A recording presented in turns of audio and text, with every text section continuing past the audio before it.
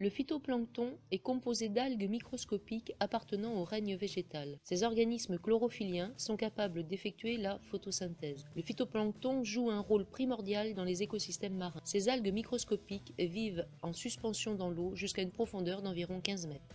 Le zooplancton est composé d'organismes appartenant au règne animal. La majorité de ces organismes est microscopique. Il est composé de larves de gastéropodes, mais aussi de petits crustacés comme les daphnies, les copépodes. Le zooplancton se nourrit du phytoplancton. Mais le zooplancton est à son tour mangé par des poissons comme ici la dorade, qui elle-même est la proie des thons. Attention, un prédateur rôde, le requin se profile dans les eaux. Le krill, composé de petites crevettes, il est un maillon important du réseau trophique des océans froids. Le krill est la source de protéines la plus importante sur Terre. Certaines espèces dépendent directement du krill. Ces espèces en consomment plusieurs milliers de tonnes chaque jour. Pendant l'été austral, le krill prolifère et forme de gigantesques bancs de 500 km de large et se nourrissent du phytoplancton qui abonde à cette saison. La baleine bleue, mammifère de 20 à 30 mètres de long et pesant jusqu'à 200 tonnes, se nourrit principalement de krill et avale quotidiennement 2 à 4 tonnes de ces petites crevettes.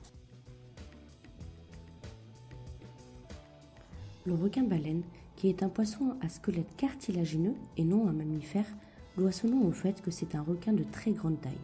Il fait en moyenne 20 mètres de long et pèse jusqu'à 34 tonnes. Ce géant des mers se nourrit principalement de plancton qu'il absorbe par sa large bouche. Les baleines, le requin-baleine, sont des prédateurs de grande taille. La baleine à bosse en est un autre exemple. Les baleines à bosse chassent en groupe notamment les bandes de harengs.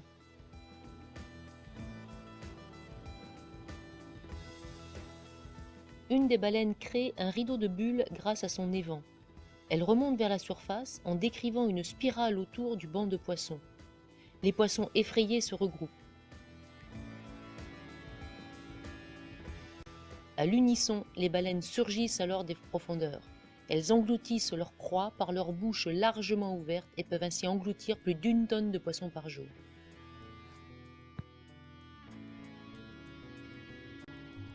Dans un écosystème, des relations alimentaires s'établissent entre les êtres vivants. Le premier maillon de la chaîne alimentaire correspond aux organismes produisant de la matière organique à partir de la matière minérale. Ce sont des producteurs primaires qui réalisent la photosynthèse. Le soleil apporte l'énergie lumineuse nécessaire à cette synthèse. Sur cet exemple, nous pouvons voir que le phytoplancton sera consommé par le krill, qui sera ensuite consommé par la baleine ou encore le requin-baleine. L'écosystème marin comporte un réseau alimentaire complexe, dont le point de départ est le producteur primaire. Le soleil, notre étoile, est source d'énergie lumineuse. La lumière blanche est composée d'un ensemble de radiations lumineuses visibles par exemple dans cet arc-en-ciel. Les gouttelettes d'eau décomposant la lumière blanche, les couleurs de l'arc-en-ciel correspondent à ces différentes radiations lumineuses. Les rayons lumineux pénètrent dans les eaux de surface et permettent ainsi le développement du phytoplancton. La période de forte production du phytoplancton se déroule au printemps, lorsque les eaux de surface sont suffisamment éclairées par les rayons lumineux et enrichies en matière minérale. Le phytoplancton ne se développe qu'en présence de lumière. Il permet l'entrée de l'énergie dans l'écosystème marin. Les organismes chlorophylliens sont donc capables de capter cette énergie lumineuse.